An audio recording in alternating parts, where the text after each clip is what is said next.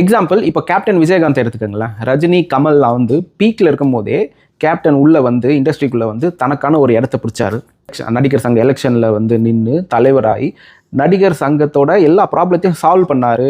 நிறைய விஷயங்களுக்கு குரல் கொடுத்தாரு. அண்ட் நடிகர் சங்க கடனெல்லாம் அடைச்சதா வந்து நான் கேள்விப்பட்டிருக்கேன். ஸோ அவ்வளோ விஷயம் பண்ணிவிட்டு அதுக்கப்புறமா he came in to politics. வந்தார், நின்னார், எதிர்கட்சி தலைவரானார், கடைசியில் நம்மளை விட்டுட்டு போயிட்டார். ஸோ ஒரு கிராஃப் அப்படிங்கிறது இப்படி தான் இருக்கணும். ஆனால் விஜய் வளர்த்து விட்ட சினிமாவுக்கு ஏதாவது பண்ணி நீங்கள் பார்த்துருக்கீங்களா? ஒன்றும் இல்லை. அப்படியே கேஷுவலாக வந்து நடிச்சுட்டு அவர் பாட்டுக்கு போயிடுவார். ஒரு பிரச்சனைக்கு குரல் கொடுத்தது கிடையாது. எவ்வளவோ சொல்லிட்டு போகலாம். லைக் கமலுக்கு விஸ்வரூபம் டைமில் பிரச்சனை வந்ததில்லை, அப்போவும் விஜய் வந்து எந்த ஒரு குரலும் கொடுத்ததில்லை. இப்போ ரீசெண்டாக தக் லைஃபுக்கு ஒரு ப்ராப்ளம் வந்துச்சு, அப்போவும் எந்த சப்போர்ட்டும் பண்ணல. ஆனால் இப்போ ஜனநாயகன் படம் லீக் ஆன உடனே விஜய்க்கு வந்து எல்லாரும் சப்போர்ட் பண்ணுன்னு சொல்லிட்டு இருக்கீங்க. அவர் ஏதாவது பண்ணால் தானங்க மற்றவங்க யாராவது விஜய்க்கு சப்போர்ட் பண்ணுவாங்க. இவர் அமைதியாகவே இருந்தால் எப்படி சப்போர்ட் வரும்? அட்லீஸ்ட் நடிகர் சங்கத்திலேயாவது ஒரு மெம்பராக தான் இருப்பீங்க. ஸோ மெம்பராக இருந்து ஏதாவது ஒரு விஷயத்துக்கு வாய்ஸ் அவுட் பண்ணியிருக்கீங்களா? ஒன்றுமே வாய்ஸ் அவுட் பண்ணல. எந்த நியூஸுமே வரலையே.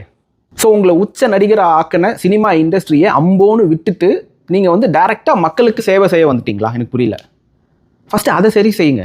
ஓகே, ஏன்னா உடனே மறுபடியும் எல்லாம் வந்துடாதீங்க. கிரிக்கெட் வந்து விளையாட தெரிஞ்சாதான் கிரிக்கெட் பார்க்கணுமா அப்படின்னு கிடையாது. இது வந்து அரசியல். இந்த அரசியல் களம் அப்படிங்கிறது வேற. அரசியல் நீங்கள் பழகுனாதான் நீங்கள் வந்து அரசியலுக்குள்ளே வரணும். ஒன்றுமே தெரியாமலாம் உங்களால் அரசியலுக்குள்ளே வர முடியாது, அரசியல் பண்ண முடியாது.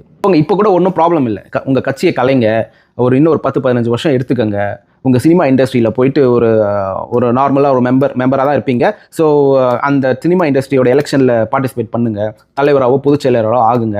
சினிமா இண்டஸ்ட்ரியில் இருக்கிற தமிழ் சினிமா இண்டஸ்ட்ரியில் இருக்கிற எல்லா பிரச்சனையும் சால்வ் பண்ணுங்கள். எல்லாத்துக்கும் குரல் கொடுங்க. சினிமா இண்டஸ்ட்ரியில் இருக்கிற பாலிடிக்ஸை வந்து இது பண்ணுங்கள். இப்போ உங்கள் படம் எல்லாம் கூட பிளாக் பண்ணி வச்சுருக்காங்க. ஸோ இந்த மாதிரி பிரச்சனைலாம் நீங்கள் சினிமா இண்டஸ்ட்ரிக்குள்ளே இருந்து தான், தலைவராக இருந்து தான் நீங்கள் இதெல்லாம் பண்ணியிருக்கணும். இப்போ படம் லீக் ஆச்சு இல்லை, நடிகர் சங்கம் இல்லை ஏதாவது ஒரு சங்கம் ஏதாவது ஒரு ஸ்டேட்மெண்ட் கொடுத்தாங்களா? எனக்கு தெரிஞ்சு இன்னும் கொடுக்கல. ஸோ இதெல்லாம் நீங்கள் தலைவராக இருந்ததுன்னா இதெல்லாம் நீங்கள் பண்ணியிருக்கலாம். ஸோ இந்த மாதிரி உங்கள் இண்டஸ்ட்ரியில் இருக்கிற பிரச்சனையை ஃபஸ்ட்டு முடிக்க ட்ரை பண்ணுங்கள். முடிச்சுட்டு வந்திருக்கலாம்ல. முடிச்சுட்டு வந்திருந்தால் இது வந்து அரசியல் காலத்தில் வந்து ஓகே, இவர் வந்து சினிமாவில் வந்து இவ்வளோ நல்லது பண்ணியிருக்காரு, அவரோட இண்டஸ்ட்ரி இவ்வளோ நல்லது பண்ணியிருக்காரு, இப்போ அரசியலுக்கு வந்திருக்காரு, மக்களுக்கு இவ்வளோ பண்ணுவாருன்ட்டு நிறைய பேருக்கு நம்பிக்கை வரும். இந்த சின்ன பசங்களை வந்து சொல்லலை, யங்ஸ்டர்ஸ் இவங்களை வந்து சொல்லலை. என்ன மாதிரி புரிஞ்சு ஒரு விஷயத்தை அனலைஸ் பண்ணுற ஒரு காமன் மேனாக நான் சொல்கிறேன். ஏன்னா உங்கள் இண்டஸ்ட்ரியை நீங்கள் ஒன்றும் பண்ணாதப்போ நீங்கள் மக்களுக்கு என்ன பண்ண போகிறீங்கன்றது தான் என்னோட கேள்வி. இந்த காமெடியில் சொல்கிற மாதிரி டைரெக்டாக சிஎம் உங்கள் இண்டஸ்ட்ரியை அப்படியே அதில் பாதாளத்தை விட்டுட்டு வந்துடுவீங்க. எக்ஸாம்பிள் இப்போ கேப்டன் விஜயகாந்த் எடுத்துக்கோங்களேன். ரஜினி, கமல்லாம் வந்து பீக்கில் இருக்கும் போதே கேப்டன் உள்ளே வந்து இண்டஸ்ட்ரிக்குள்ளே வந்து தனக்கான ஒரு இடத்த பிடிச்சாரு.